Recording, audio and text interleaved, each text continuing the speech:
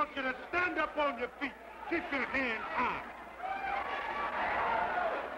Now bring them together and clap them together. Everybody wants freedom.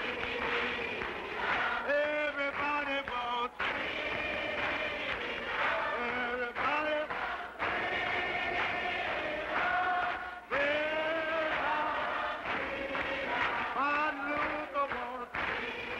And so, many were tricked into helping create the appearance of popular support for a conspiracy that hid its true objectives behind appealing slogans and humanitarian goals. A detachment of the deceived staged sit-ins. A handful of the hoaxed made freedom rides. A portion picketed and protested, while still others boycotted buses.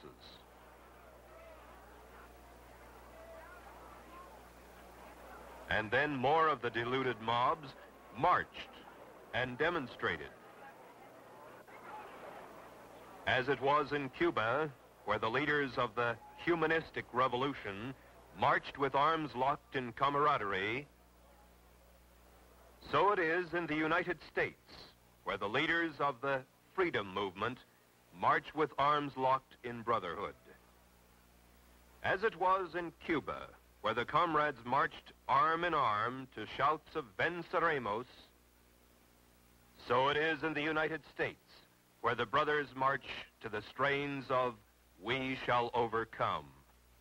We shall overcome. We shall overcome someday.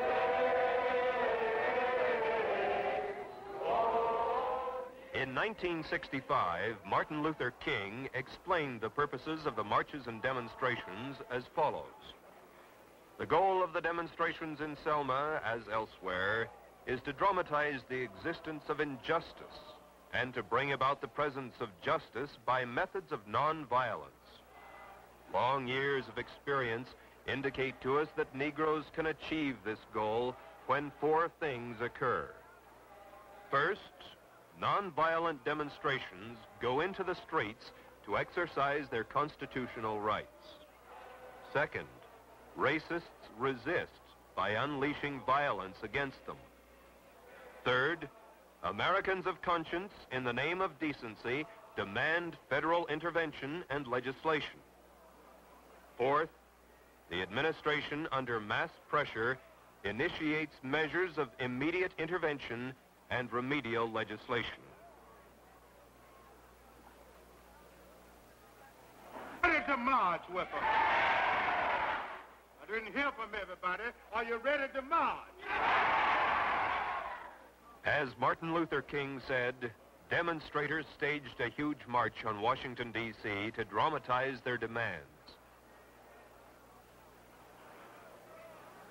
They staged demonstrations across the country. And as Martin Luther King said, violence was unleashed. Then, accordingly, the federal government intervened and a vicious legislative step on the road to tyranny was enacted in the form of the Civil Rights Bill of 1964. Their cause must be our cause, too. Because it's not just Negroes, but really it's all of us who must overcome the crippling legacy of bigotry and injustice. And we shall overcome. Black and white together. Black and white together. Now we mean business. Are you ready to march with us? As Martin Luther King said, the demonstrators staged a huge march from Selma to Montgomery, Alabama, to dramatize their demands.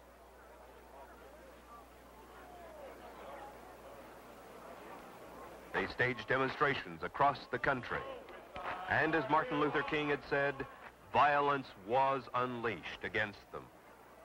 Then, accordingly, the federal government intervened, and still another vicious legislative step toward tyranny was enacted in the form of the Voting Rights Bill of 1965. And these enemies too, poverty, disease, and ignorance, we shall overcome.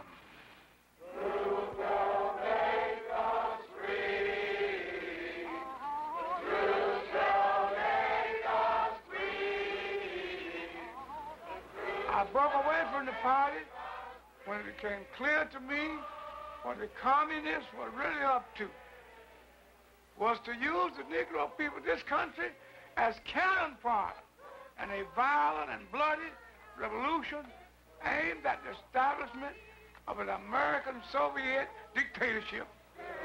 Give me that old freedom spirit. Give me that old freedom spirit. It's good enough for me. It was to be a communist revolution, but the great majority of the American people would not be allowed to realize that until it had already happened. If all goes according to the communist blueprint, Americans will believe that the chaos and violence has something to do with civil rights.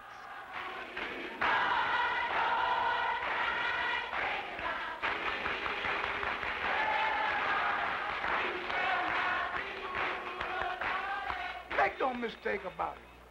What is happening in the United States right now under the banner of civil rights is exactly what has happened in China, in Cuba, in Algeria, and in many other places around the world.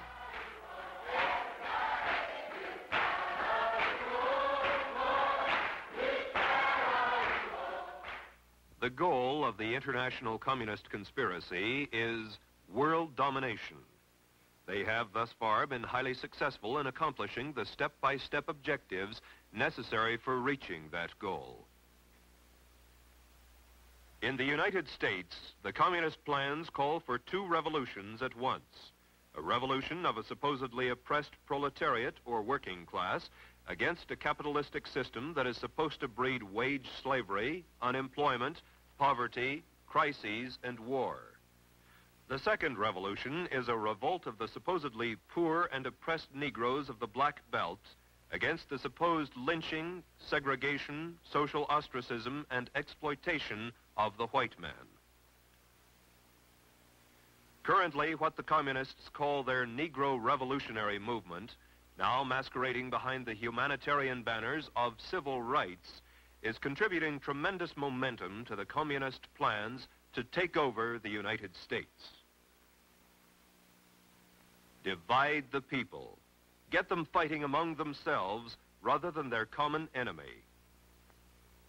Create the appearance of popular support through a favorable press and the use of terror, intimidation, and the creation of martyrs. Make the world believe the revolution is a popular one, particularly among those being liberated. Neutralize the opposition. When obstructionists to the cause become too irritating, label them as fascist, Nazi, anti-Semitic, extremist, racist, controversial. Precipitate mob violence. Get the mobs into the streets. March and demonstrate. As the demonstrations grow in number and intensity, they will acquire political character through the desired collision and open combat with the forces of law and order. Since mass action culminates in insurrection and civil war, what of the fifth principle of the communist strategy? Create the semblance of revolution.